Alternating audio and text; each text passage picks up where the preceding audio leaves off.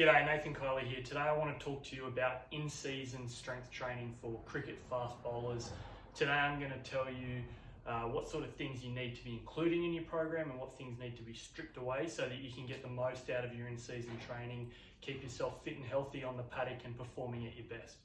The first thing I want to talk to today when we go into in-season strength training for fast bowlers is that you probably need to do less than you think. Twice weekly is what I recommend. As a general rule of thumb. Obviously there will be exceptions to the rule, and I'll talk to that in a moment in terms of when you can push and put a bit more in your program and when you need to pull some out. So 2 times per week as a general rule. The next thing you need to think about with your in-season strength training is the amount of volume you do total. Compared to what you're going to be doing in pre-season when you're trying to push adaptations, you're going to use a lot more volume in a pre-season compared to in-season. So I'm a big fan of doing sort of like 5x5s and 4 sets of 8, 6, 6, 4 in pre-season. I think those are really good set and rep ranges for developing strength and muscle tissue and building those physical qualities. In season, we're going to pull back, and in season, I generally look at things more like 3 sets of 5 as a go-to for maintaining strength and power, without necessarily inducing too much fatigue that's going to take away from your ability to perform.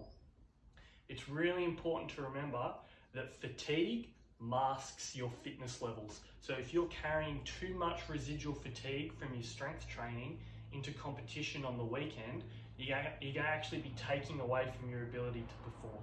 So start thinking about what's the minimum effective dose that I can use to stimulate those tissues and the nervous system to retain those adaptations that you built in pre-season without tipping you over the edge to the point where you're pulling up sore from training.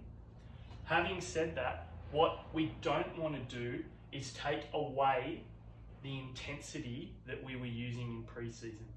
At the very least, we need to be maintaining that. So whatever you were putting on the bar in pre-season to build that strength and power, you need to be doing your best to try and get that on the bar in season as well. If not, even increasing. Keep trying to get stronger and more powerful in season. Okay, what you don't want to do is get caught in the mindset of maintenance and pulling back to weights where you feel comfortable and don't feel stretched.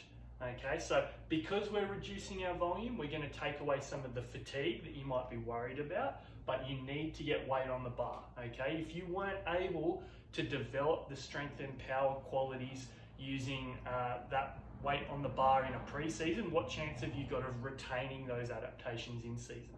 Important one, maintain, if not increase intensity in season. This is the really important stuff. Like we've kind of spoken to already, less is more, not only with volume, but also in the number of exercises in our program.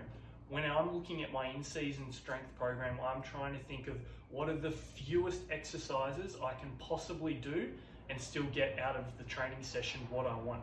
So what I don't like to see in-season programs consisting of is 6 different complexes and 16 different exercises. I want 6, 7, 8 at most exercises in a strength program in season, condensed into 3 or 4 complexes where we might have a superset with some of our main power movements at the start, a superset with some upper body, lower body strength movements, and then some accessories at the end. What are the fewest number of exercises you can get away with? And the other thing I think is important in season is we don't want to be changing stuff up too often. We might have, in the Southern Hemisphere Australian cricket season, we might have one program that goes from round 1 all the way up to our Christmas break, and that's a good 2.5 months where they're just doing the same strength program over and over again, and then perhaps we'll change it for the second half of the season after that.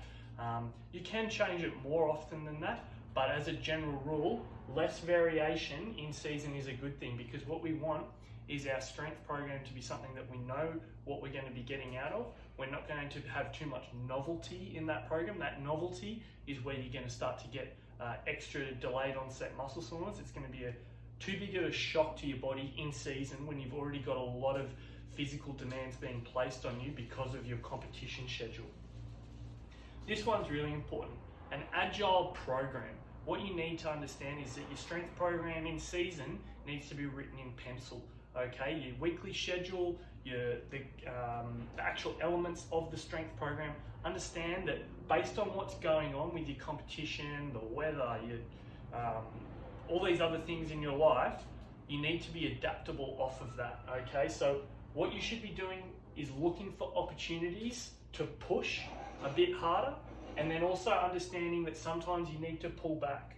So what I like to think of as push opportunities are chances where there's a bigger window in your competition schedule that allows you to do a bit more. So that might mean that instead of twice weekly, we might do a third strength session because there's a bit of weather around and we know our game on the weekend is going to be cancelled or shortened, for instance.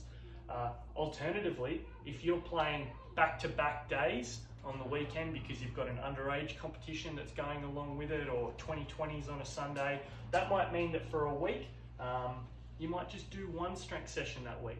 Alternatively, you still get your 2 in, but you strip back the volume even more and maybe only do 1 or 2 working sets on some of your main lifts, okay? Or pull out some of the accessory, the lower level movements at the end of the session, just remove them from the session. Try not to get caught in the habit of doing this all the time, but understand that from time to time, you're going to need to be agile and manipulate your program to get out of it what's really important. And like we said already, trying to strip away the fluff, okay? The last thing I want you to think about is, particularly with your exercise selection, we're thinking about filling gaps, okay? So what is cricket on the weekend and training sessions not giving my body? Alternatively, what am I already getting a lot of? So if I'm doing a lot of bowling, I'm getting heaps of axial loading through my spine, my front foot is getting pounded, my back foot, I'm skipping off it quickly, I'm running in at the same pace over and over and over again. That's the stimulus that I'm already being exposed to. What am I not getting in season, okay, from my bowling and my cricket in general?